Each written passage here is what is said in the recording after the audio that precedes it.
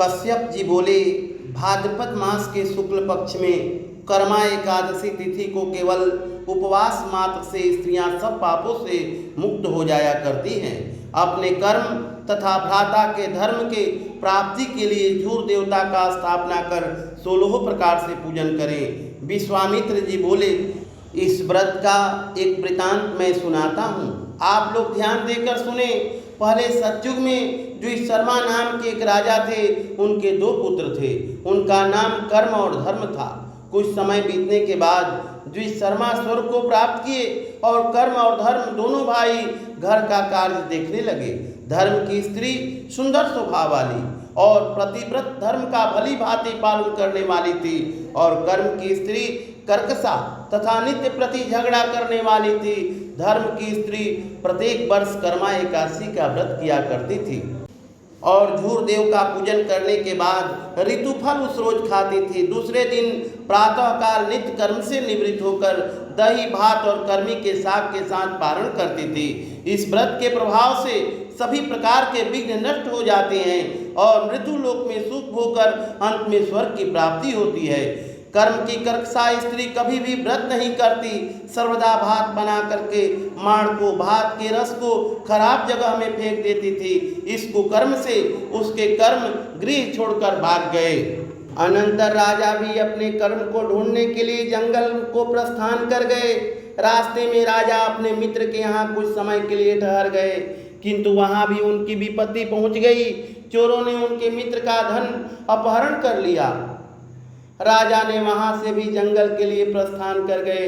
One में राजा ने आम के वृक्ष को फल फूल से संपन्न देखा तथा उस वृक्ष पर एक भी पक्षी नहीं थे। उसके फलों में करोड़ों कीड़े पड़ गए थे।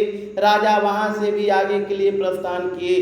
राजा अपने कर्म को ढूंढते हुए जा रहे थे कि वन में इधर उधर बछड़े के साथ दौड़ती हुई गौ को देखकर पूछा, तुम कर्म को जानती हो? गौ ने कहा, मैं कर्म को नहीं जानती।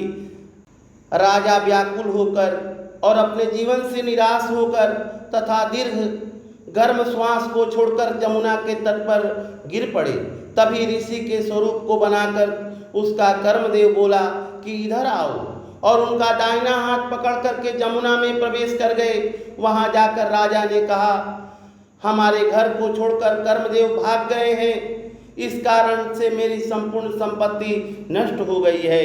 यह सुनकर कर्मदेव राजा से बोले, तुम घर जाकर भक्ति के साथ कर्मा एकादशी का व्रत करो। इस व्रत के प्रभाव से सभी पापों से छूट करके तुम उत्तम सिद्धि को प्राप्त करोगे। पुत्र पौत्र के साथ तुम्हारे सभी मनोरथ पूर्ण होंगे।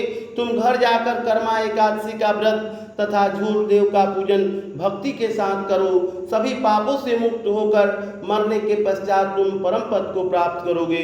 जो इस वृतांत को श्रवण करेगा तथा भाद्रपद मास में झूर देवता का पूजन करेगा, वह मृत्यु लोक में सभी पापों से मुक्त होकर अंत में परम गति को प्राप्त करेगा। राजा ने ऋषि से पूछा कि हे प्रभु, मैंने वन में जो गाय और वृक्ष देखा, वह वृक्ष कौन था?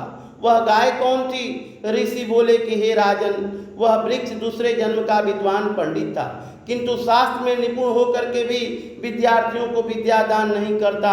इसी कारण वृक्ष। जो गौ और बछड़ा तूने देखा, वह पृथ्वी है। उसने पहले किसानों के बीज को चुराया था, इसी कारण उसका बछड़ा दूध नहीं पीता।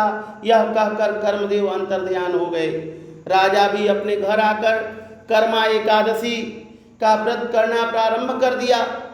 कर्म मृत्यु लोक में सुख होकर अंत में परम गति को प्राप्त किए।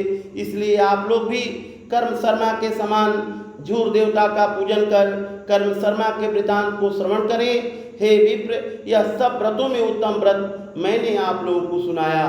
इस व्रत को करने से मनुष्य सभी पापों से छूट जाते हैं।